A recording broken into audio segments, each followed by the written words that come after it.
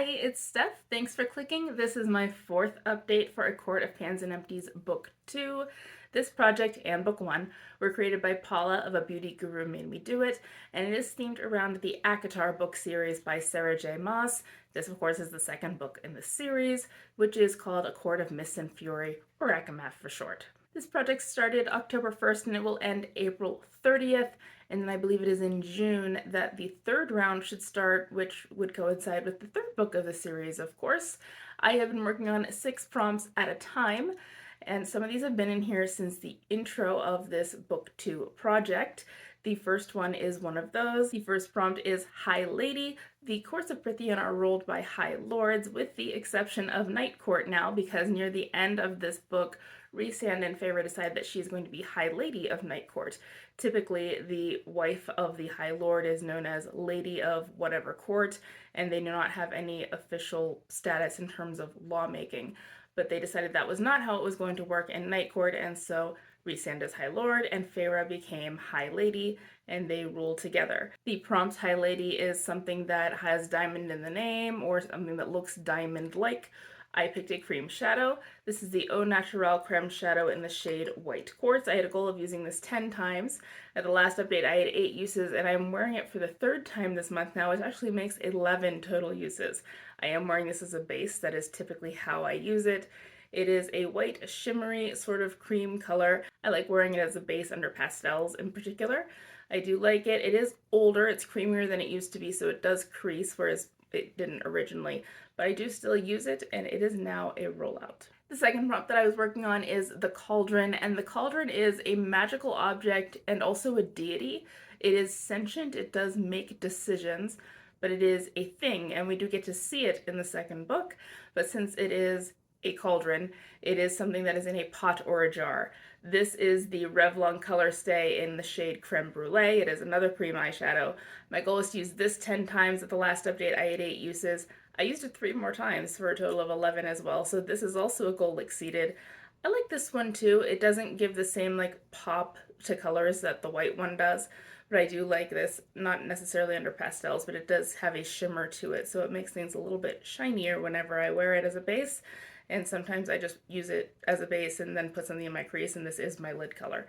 So this is a goal met as well. I do really like these Color Stay shadows. I think they're underrated. This next one has also been in here since the intro, and that is the Night Court. The Night Court is where a large chunk of the story takes place in the second book, and that is where Rhysand lives and reigns as High Lord, and now Feyre lives there too.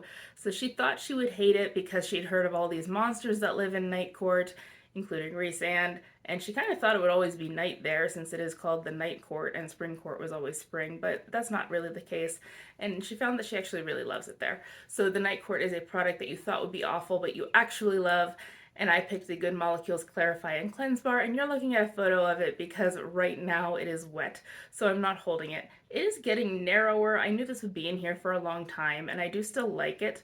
Love is kind of a strong word, but I thought I would be hate panning this, and I'm not. It does work very well, and I have absolutely no complaints about it. I use it as my morning cleanser, and I'm going to keep doing that until it's finished. Next is the Illyrians. The Illyrians are a type of fairy who live in Night Court. They kind of have their own villages. They are a warrior race. They are not considered to be high fae, and they certainly don't think of themselves as lesser fairies. So they're kind of just referred to as Illyrians, and they have wings, which makes them very effective on the battlefield if they can fly.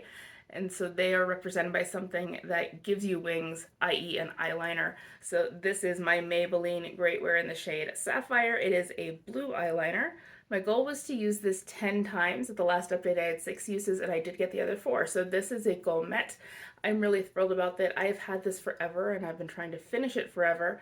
It's probably going to go in a project later this year, but for now my goal was just to use it 10 times, and I have done that. Speaking of Illyrians, my next prompt is Asriel, and he is an Illyrian. He's also a shadow singer. His powers are pretty mysterious. We still don't quite understand them. He can manipulate shadows and also speak with them in some way. It's kind of interesting power, and I'd like to learn more about his particular type of magic. Because he is a shadow singer, he is represented by a product that helps give you the perfect smoky eye. And regardless of what kind of smoky eye you are doing, you need something to blend out the edges to give you the smoked look, whether you're doing like a gray or a brown or a blue or whatever. And so I went into my Lilo & Stitch Ohana palette, This is the shade White Sand. It's not a true white, it's more of an ivory, but since it is closest to my skin color, that's what I use to smoke out my eyeshadow whenever I'm using this palette. So my goal was to use that shadow 10 times. At the last update, I had 3 uses, and I've used it 3 more times. So I have 4 to go. That's 6 out of 10. I'm sure I'll do it. I think I will have that goal met for next time. But for now, Azrael's still hanging out with us. Last update, I brought in the prompt Morrigan. Mor is Rhysand's cousin, and so she is his third in rank if something were to happen to him. She likes to wear red a whole lot, and so she's represented by something that is red. I actually did not pick a makeup item. This is the Bath & Body Works Winter Candy Apple Pocket Bag. So it itself is red, and I've used it a bit. The top line was when I brought it in, and that's where it is now. I haven't been going out a whole lot. This lives in my purse, so I use it on the go, and since I haven't really been eating out, that means that I haven't really needed this product much. I've used it a little bit, but this is in here to finish. So this has been a pretty good update for me. I did meet my goal on the white quartz shadow for the prompt High Lady. I also met my goal on the cream shadow from Revlon in the shade Creme Brulee. This was for the Cauldron. And I met goal on the blue eyeliner, which was in here for the Illyrians. So that's 3 goals met, and I'm going to be bringing in 3 more prompts. Tiny Decisions randomized my prompts for me, and the first one it picked is Aanthe. Aanthe, I believe I'm saying that correctly. It's actually a real Greek name, but there's a couple of different correct pronunciations of it. So that's the one I'm going with.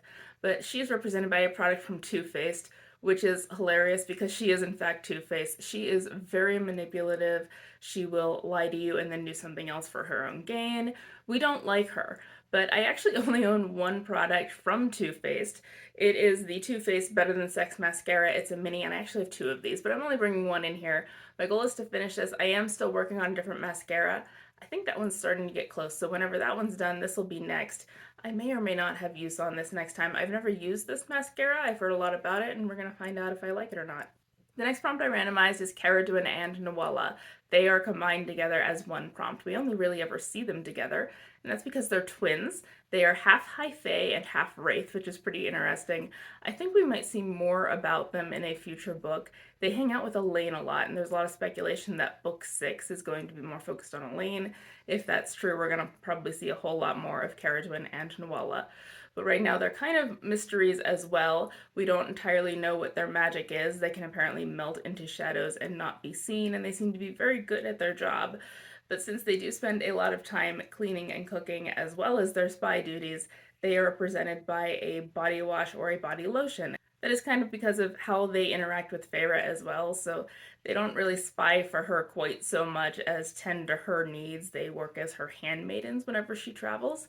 So I picked a body wash. This is the Ahava Dead Sea Water Mineral Shower Gel in the scent Sea Kissed.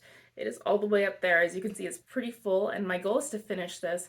I'm probably going to have use on it for next time. I am finishing up a bar of soap right now, and I'm not going to open this up until I finish the bar of soap. Even though the soap is not in a project, I still just don't want it sitting around for several months. So I'll start this for Caraduen and Nwala. The last prompt that I randomized was Romantasy. This is actually one of the prompts from book 1, but I never got it, so it was hanging out on my Tiny Decisions wheel, waiting to be picked, and it finally was. So this is now rolling into the project, even though it's a book 1 prompt. Romantasy is represented by something that you are addicted to. It is the genre that is combined of fantasy and romance, romantasy, and that is a rather addicting subgenre. I've read several books in there now. I started with Alcatar, and I've spread to like Fourth Wing and all sorts of other ones. Right now I'm reading Brimstone by Callie Hart, which is also romantasy. But I am addicted to my foot bath. I got it for Christmas, not last year, but the year before. And I love using it. It heats up, it bubbles, and I adore it. So what I'm going to bring in is this Voesh Petty in a Box in the scent Eucalyptus Energy Boost. And this has 4 parts to it. It's a single-use item, but it has a salt soak, a sugar scrub, a mud mask, and a massage butter. But I would use this with that foot bath, so my goal is going to be to finish this for Romantasy. For next time, I am hoping for 2 rollouts. I think I can get the other 4 uses on this eyeshadow for Azrael, and I am sure that I could find a way to pull out my foot bath and use this as well. So this is probably just going to be in here 1 month. But I think that should be 2 next time. We'll see if that works out. So wish me luck with that. I'm going to talk a little bit about the book itself now. I had promised that I was going to reread it, and I have now. So I have reread it. This was only the second time that I had read this book. It had been a few years since I had. And I did start the Mossverse with the ACOTAR series, so I wasn't really looking for anything from her other books whenever I read it the first time because I hadn't read anything else. So that is something that I was paying very close attention to while rereading. And what I'm going to do is I am going to go through and highlight some things that I think relate to other things that Sarah J. Maas has written. So if you've not read those things, you may not want to hear these. One of the things I was paying attention to was religion within the Mossverse. We know from Crescent City that the gods of Midgard were pulled from other places, and that the god there known as Urd is actually a combination of the cauldron and the mother from Prythian. So I flagged things relating to the cauldron and the mother, and it didn't take long to find one of those references. This is about Aanthe, who we just talked about just a minute ago. She was the heart of her people, ordained by the hand of the goddess to lead them from despair and darkness. Just one page later, Aanthe is referred to as the voice of the cauldron. I'd found the image unsettling, that merely covering the upper part of her face had somehow turned the bright, cunning female into an effigy, into something other. We know where the cauldron is now at this time because we do in fact see it later in the book, but the goddess is kind of a mystery here. She's also referred to as the mother, and through this point in the ACOTAR series, we haven't seen her anywhere in Prythian, and that might be because she's no longer in Prythian. There is a goddess in Throne of Glass who had children and therefore could be referred to as a mother. I'm not sure if she's the same goddess or not, but I would really like to know. I'm not sure if this connects to Throne of Glass or not, but I highlighted it and then put a question mark next to it. And this is just a reference to Feyre's wedding ring. Is a golden ring on my finger along with the square cut emerald glittering atop it.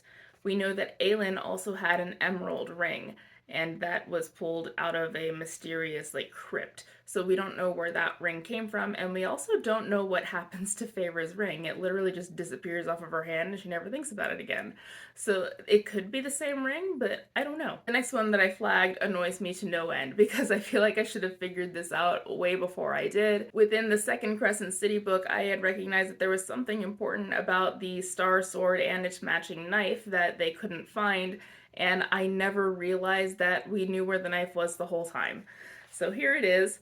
An obsidian hilted hunting knife was sheathed at his thigh, its dark scabbard embossed with a line of silver runes I'd never seen before. That, of course, is Azrael's knife. He calls it Truth Teller, and it is matching the sword that Nesta now has. So they are now both in the same world, and it's unclear what they would do together. Also relating to Crescent City, Bryce learned some things about Prythian's history that the residents of Prythian were unaware of. No, the prison is a law unto itself. The island may even be an eighth court. My blood is keyed to the gates. So this, of course, was Rhysand speaking, and we know that the prison was once an eighth court. It was part of the Dusk Court, and that was in fact the royal seat, or the capital of the Dusk Court, was where the prison is. And the reason that Rhysand's blood is keyed to that gate is because one of his ancestors was from the line of the Dusk Court. This is from when Feyre and Amren were trying to get at the half of the Book of Breathings that was kept in Summer Court. Amren's blazing palm flattened against the door, burning, heating the metal, swirls and whirls, radiating out as though it were a language all her own. I think that that language is in fact word marks, which of course were known to the characters in Throne of Glass.